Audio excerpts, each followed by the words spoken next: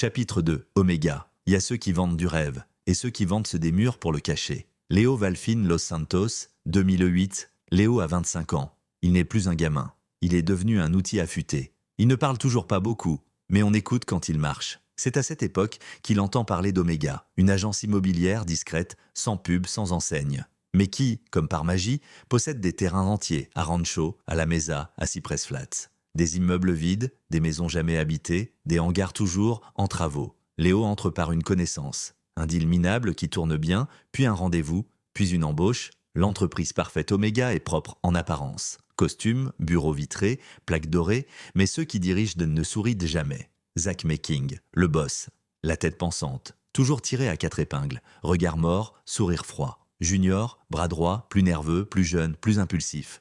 Lui, c'est le type qu'on envoie pour gérer les problèmes. Zach, tu vends pas des appartes, Léo. Tu vends du territoire, tu vends l'absence, tu vends l'oubli. En sous-sol, des labos, dans les murs, des caches. Oméga, c'est pas une agence. C'est une usine à blanchir l'enfer. Le rôle de Valfin Zach remarque vite son efficacité. Léo sait comment lire une scène. Il comprend où planquer, qui soudoyer, quoi faire disparaître. Il devient un agent de terrain. Ceux qui vont là où les autres refusent. Livraison, récupération, intimidation, Zach l'appelle le silencieux. Junior le déteste mais obéit. Junior, tu crois que parce que tu parles pas t'es un tueur? J'en ai vu des mecs comme toi, froids, jusqu'au jour où ils parlent. Mais Léo ne parle pas. Il encaisse, il enregistre, il se tait.